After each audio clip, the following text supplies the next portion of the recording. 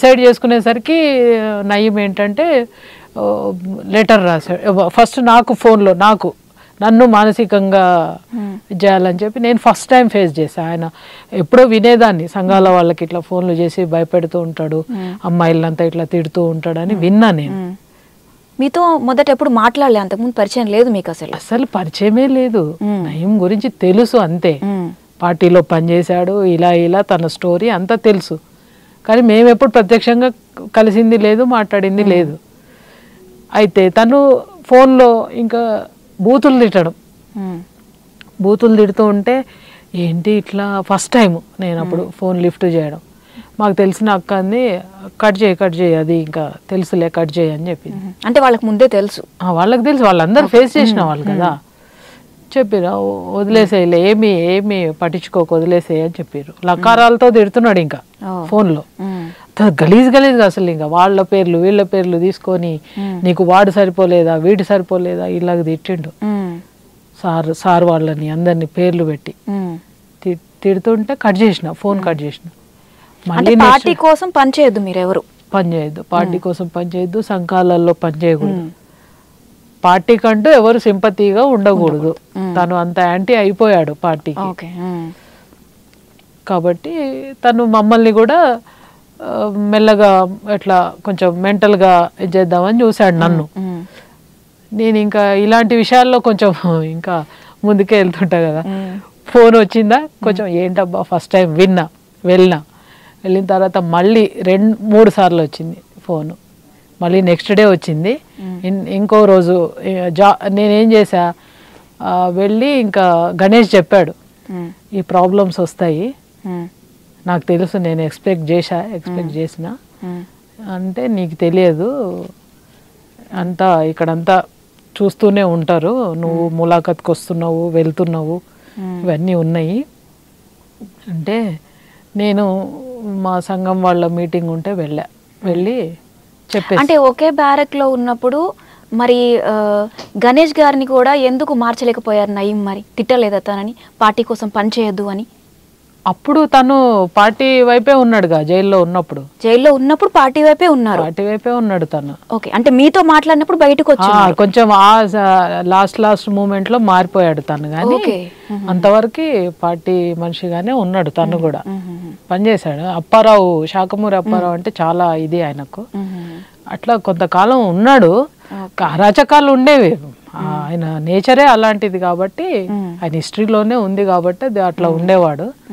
తనకు బాగా తెలుసు కాబట్టి మా గణేష్ చాలా సాఫ్ట్ నేచర్ కదా, అందరినీ అలాగా చేసుకుంటూ ఉండేవాడు. తన నేచర్ తెలుసు కాబట్టి తను ఎంత ఉండాలో అంత లిమిట్లోనే ఉండేవాడు తన దగ్గర. కాబట్టి తను ఏంటంటే ఇది అనుకోని పరిణామం కదా, మా మ్యారేజ్ అనేది అనుకోని పరిణామం తన లైఫ్లో. నేను ప్రపోజ్ చేయడం కదా, అది ఇట్లా ఈ రూపకంగా ఇట్లా ఉంటుందని అనుకోలే నేను. నయీం అనేవాడు మధ్యలో వస్తాడనేది నేను ఊహించలేదు. ఎప్పుడైతే ఇక తన ఫోన్లో వచ్చాయో 2-3 సార్లు వచ్చాయి, చేస్తూ ఉంటాడులే, ఇక అది మామూలేలే, అందరినీ భయపెట్టడం అనేది మామూలేలే. మరి ఎట్లా తను భయపడుతూ ఉన్నాడు. నేను ప్రతి వీక్ ములాఖత్ వెళ్ళేదాన్ని గణేష్కు. వెళ్తే నువ్వు ఒక్కదానో వస్తున్నావు పోతున్నావు, ఇంత దూరం వస్తున్నావు పోతున్నావు, జాగ్రత్తగా ఉండు అని.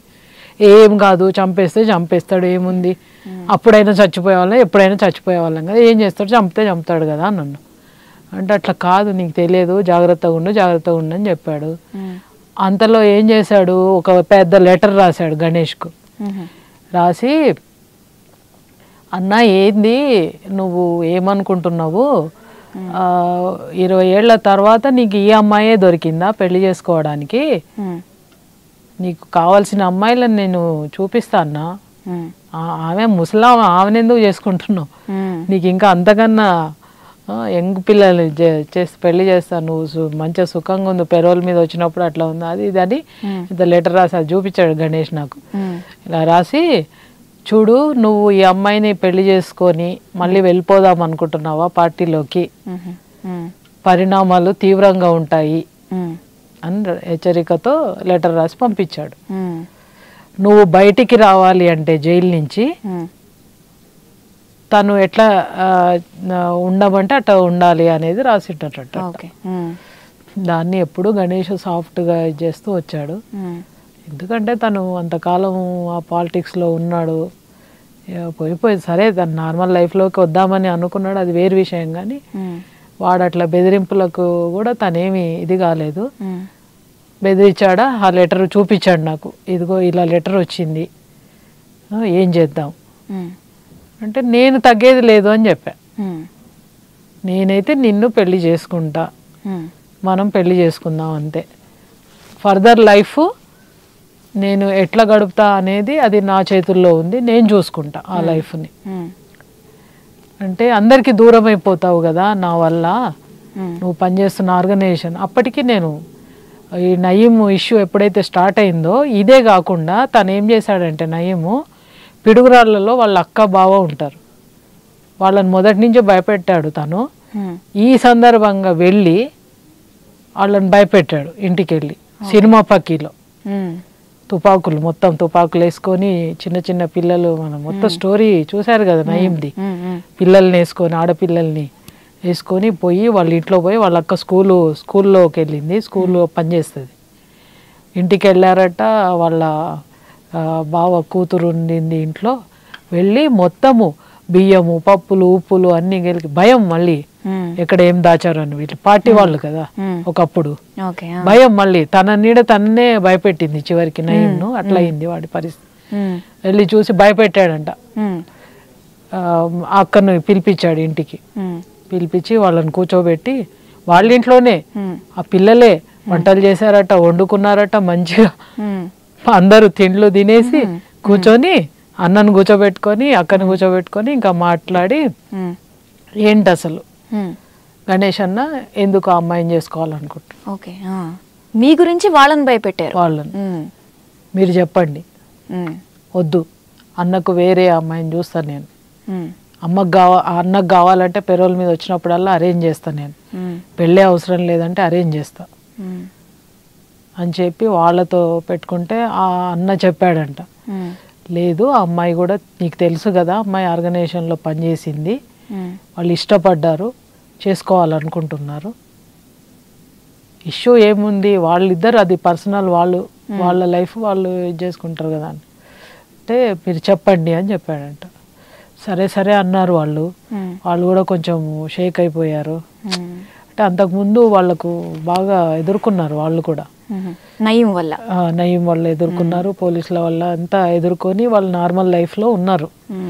అప్పటికి ఆయనకు హెల్త్ ప్రాబ్లం, అన్న చాలా, వాళ్ళ జాబ్లు ఏదో చేసుకుంటూ వాళ్ళు మామూలుగా ఉన్నారు. వాళ్ళు ఇదేంటి మళ్ళీ ఇష్యూ ఇట్లా స్టార్ట్ అయింది ఏంటి అని భయపడ్డారు.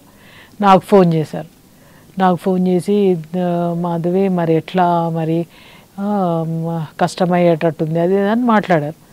ఏమీ కష్టం కాదు, మీరేం భయపడకండి, నేనైతే ఒకటే స్టాండ్ మీద ఉన్నా, ఎవరేం చెప్పినా అని చెప్పి మా ఇంట్లో కూడా అపోజ్ చేశారు అమ్మ వాళ్ళు, వద్దని చెప్పారు. మా తమ్ముడి దగ్గర ఉన్నా కదా నేను అప్పటికి బయటికి వెళ్ళిపోయాలి, మళ్ళీ వచ్చాను కదా కొన్నాళ్ళకి.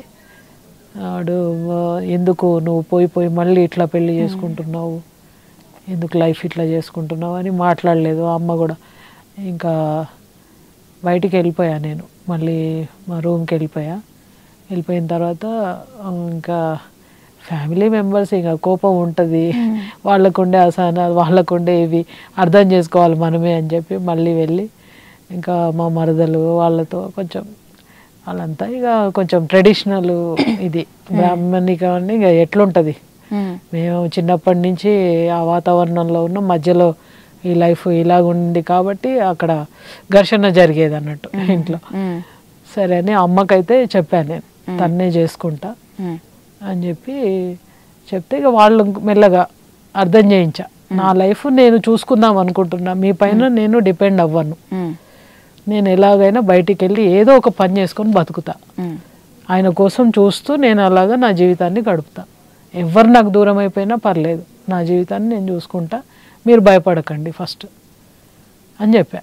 నేను దేనికి భయపడదలుచుకోలేదు, ఎంత కష్టం వచ్చినా నేను ఎదుర్కొంటా, తనని మాత్రం నా లైఫ్ పార్ట్నర్గా చేసుకుంటా అని చెప్పిన తర్వాత సరే ఇంకా మరి నువ్వు అట్లా నిర్ణయం తీసుకున్నప్పుడు ఏం చెప్తామని పెళ్ళయ్యే వరకు కూడా వాళ్ళు అలిగే ఉన్నారు, అట్లానే ఉన్నారు.